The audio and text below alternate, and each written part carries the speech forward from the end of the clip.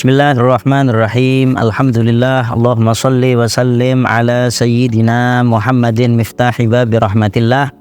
Adada ma fi ilmillah. Salatan wa salaman daimaini bidawami mulkillah wa ala alihi wa sahbihi. Faslun syurutu ijza'il hajari samaniyah.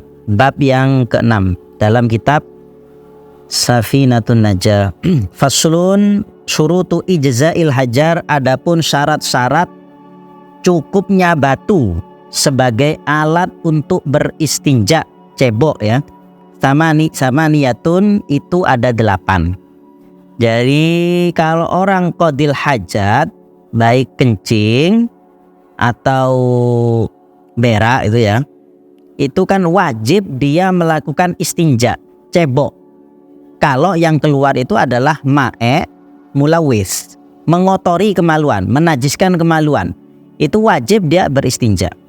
Beda sama seperti keluar angin dan lain sebagainya, itu tidak wajib.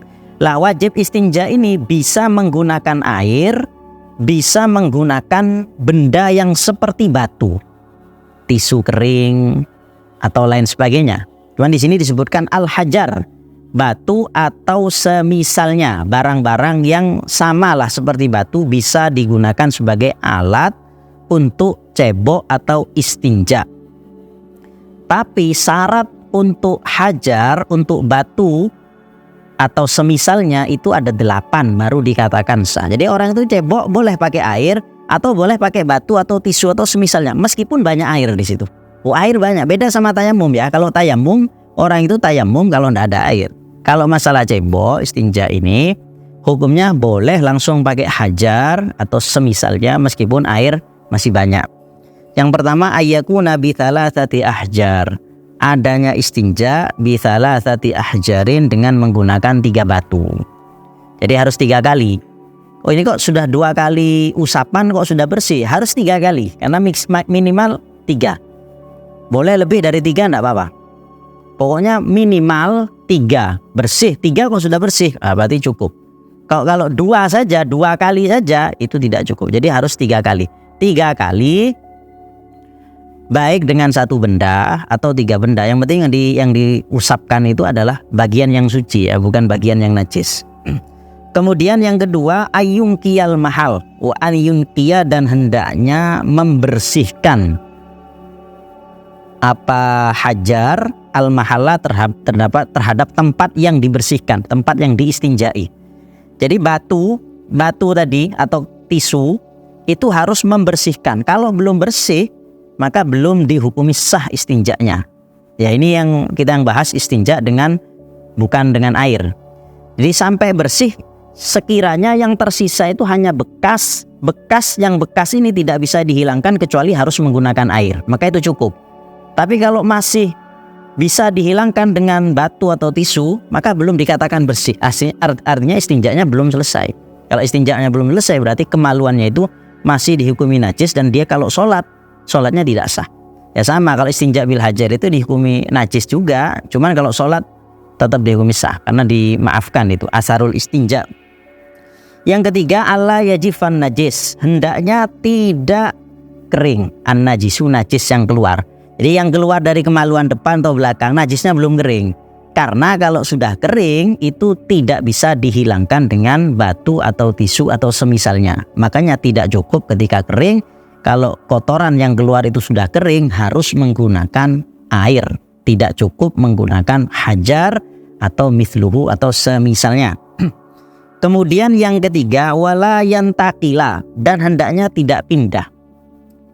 Kalau misalnya kotoran yang keluar sudah istiqror, sudah menetap di satu tempat ketika keluar gitu ya. Ternyata kok kotoran ini berpindah ke tempat yang lain.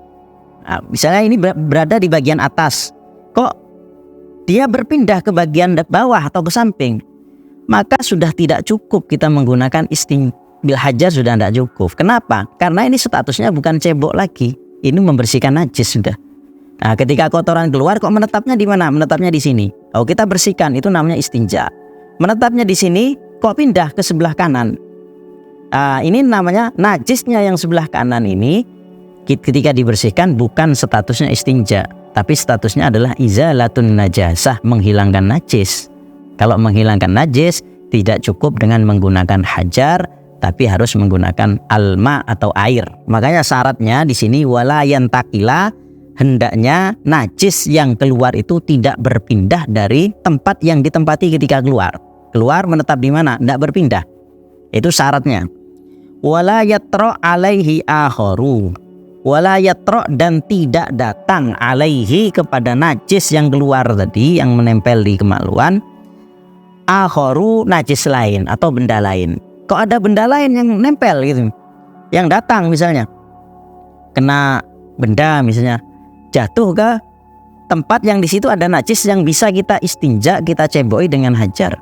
Maka ketika kejatuhan benda lain, statusnya ada benda yang kena najis di situ dan kena kepada bagian tersebut. Statusnya bukan lagi cebok, tapi statusnya menghilangkan najis. Kalau menghilangkan najis harus dengan air, tidak cukup dengan batu.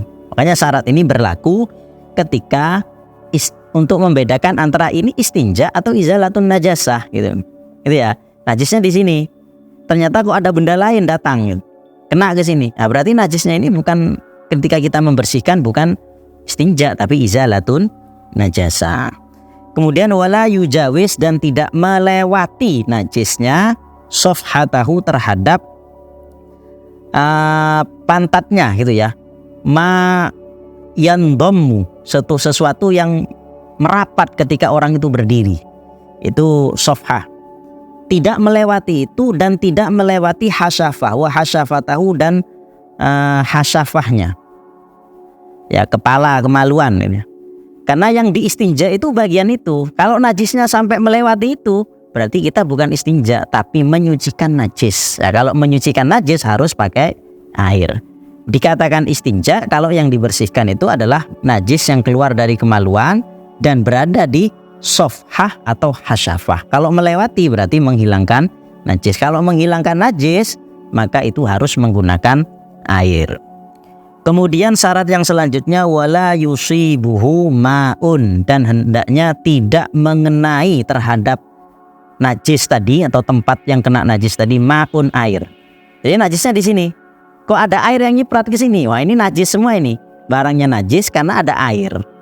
Lah ketika najis seperti ini, ya kita membersihkannya, namanya bukan istinja tapi izalatun najasah. Izalatun najasah harus menggunakan alma.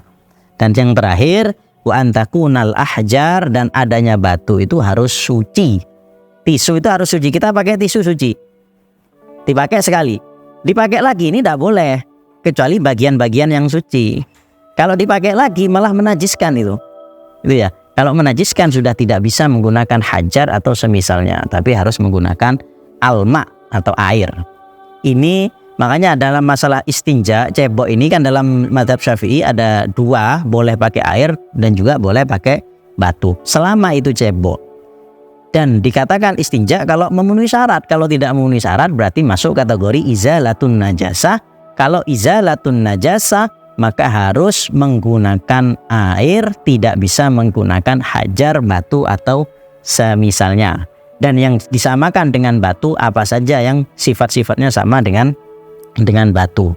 Ini ya. Jadi ada beberapa hal yang seperti tisu itu ya, bisa membersihkan. Di sini ada 4, harus sama-sama suci, padat, dan yang ketiga harus bisa membersihkan najis, dan yang kelima bukan termasuk perkara atau barang-barang yang dimuliakan seperti makanan, pakaian, dan lain sebagainya. Itu semua benda ini 4 sifat, memiliki 4 sifat, maka itu disamakan dengan dengan batu yang bisa dijadikan atau boleh dipakai untuk beristinja, cebok dari najis yang keluar dari kemaluan. Itu ya. Sallallahu ala sayyidina Muhammadin wa ala alihi wasallam. Alhamdulillahi rabbil alamin.